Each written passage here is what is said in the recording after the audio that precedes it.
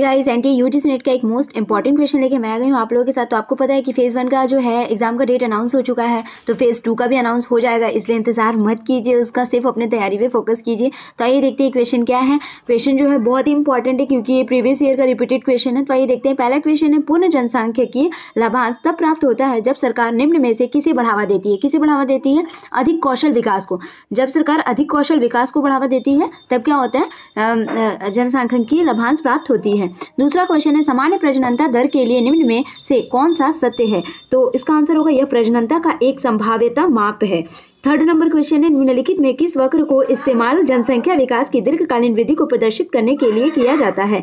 तो लॉजिस्टिक वक्र का। लॉजिस्टिक वक्र से जनसंख्या विकास की दीर्घकालीन वृद्धि को प्रदर्शित किया जाता है। चौथा क्वेश्चन है, भारत में उच्च जन्म दर हेतु जिम्मेदार सामाजिक आर्थिक कारकों में से हम किन्हें शामिल कर सकते हैं?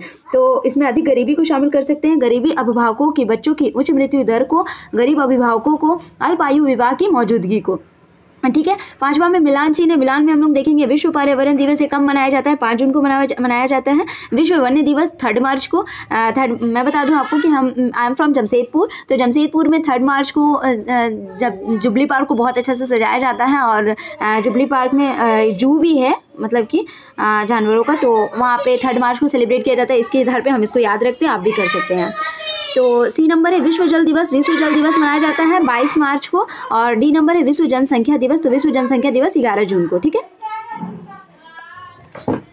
अरे यार, थोड़ा उनकी कोष प्रमेय यह सुझाता है कि निजी समझौते से बाजार असफलता उस समय कम हो जाती है जब क्या होता है, केवल कुछ लोग इसमें शामिल होते हैं। ठीक है। तो पहला नंबर है, इसमें संपत्ति के अधिकार की सही पहचान हो जाती है। दूसरा नंबर है, समझौता लागत कम हो जाती है। ठीक है। तो 7वां क्वेश्चन है, संरचना उपकार किस पर एक प्रशुल्क कर है? तो मोटर गाड़ियों पर। ठीक है। SLR को इस प्रकार परिभाषित किया जाता है। किस प्रकार परिभाषित किया जाता है भाई? एक बहुत ही इंपॉर्टेंट क्वेश्चन है, इसे थोड़ा अच्छा से देख लीजिएगा। तो ये जो है SLR है, इसको ER+I, ठीक है, ER+I - CB, cost benefit divided by L द्वारा परिभाषित किया जाता है। ठीक है। 9th नंबर क्वेश्चन है, निम्न में किस परिणाम का उपाय यह निकलता है कि अर्थव्यवस्था में मुद्रा आपूर्ति में बढ़ोतरी होती है? कब होती है? जब केंद्रीय बैंकों द्वारा सरकारी प्रतिभूतियों की लोगों से खरीदारी की जाती है। ठीक है। और सरकार द्वारा केंद्रीय बैंकों से उधार लिया जाता है। फिर वे बैंक जो स्वयं सहायता समूहों से संबंधित लघु वित्तीय कार्यक्रमों को क्रियान्वित कर रहे हैं, वे हैं कौन कौन से बैंक है भाई? क्षेत्रीय ग्रामीण बैंक और कोऑपरेटिव बैंक। ठीक है। हमारे यहाँ एक कोऑपरेटिव कॉलेज है, तो इसके आधार पे भी आप इसको याद कर सकते हैं। निम्नलिखित में किसे आमतौर पर मुद्रा आपूर्ति का सकल मौद्रिक माप कहा जाता है? तो M3 को। M3 के द्वारा ही मुद्रा आपूर्ति को मापा जाता है। ठीक है।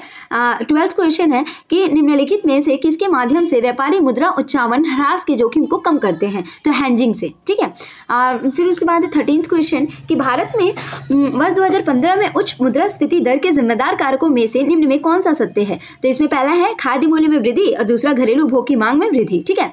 उसके बाद है भारत में निर्धारित 14th क्वेश्चन, भारत में निर्धारित वैधानिक तरलता अनुपात की अधिकतम और न्यूनतम सीमा प्रारंभ में क्या थी? 40% थी और 25% थी। ठीक है। ये सब याद रखिएगा, बहुत ही इंपॉर्टेंट क्वेश्चन है, रिपीट कर सकते हैं। ठीक है।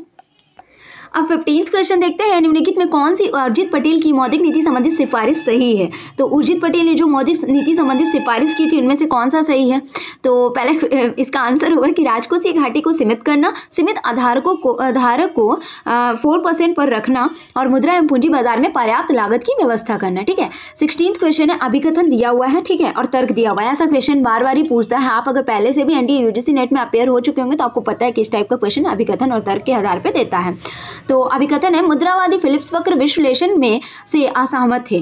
तर्क है, प्रतिशत बेरोजगारी दर के 7% मुद्रास्फीति दर के कोई अद्वितीय तदनुरूप मान नहीं सकता है।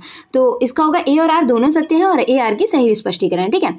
17th क्वेश्चन क्या है, निम्नलिखित में किस अर्थशास्त्री ने मुद्रा लेन देन की मांग को प्रभावित करने के ब्याज दर का कारण माना है? तो किसने? WJ बॉमिल ने। ठीक है। भारत में बढ़ते बैंकों के गैर निष्पादनीय आस्तियों के बारे में निम्न कथनों पर ध्यान दीजिए। इसका आंसर होगा, बढ़ते हुए गैर निष्पादनीय आस्तियां विश्व अर्थव्यवस्था के शिथिल होने का परिणाम है। विश्व अर्थव्यवस्था जो उसके शिथिल होने का परिणाम है। ठीक है। और इसका दूसरा आंसर क्या होगा? दूसरा आंसर होगा, भारत में निजी बैंकों की सार्वजनिक बैंकों के मुकाबले गैर निष्पादनीय आस्तियां कम है।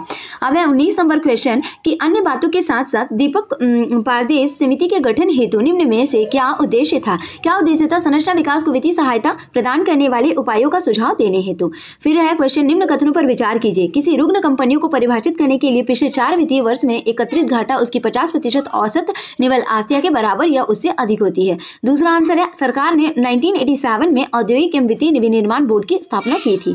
Thank you. अगर वीडियो अच्छी लगी तो प्लीज़ लाइक और सब्सक्राइब माई चैनल गाइस। अब मेरे वीडियो में ये जो भी हल्ला होता है सब मेरी बच्ची है वो करती है, तो उसके लिए सॉरी। वीडियो अच्छी लगी तो प्लीज़ लाइक और सब्सक्राइब। Thank you.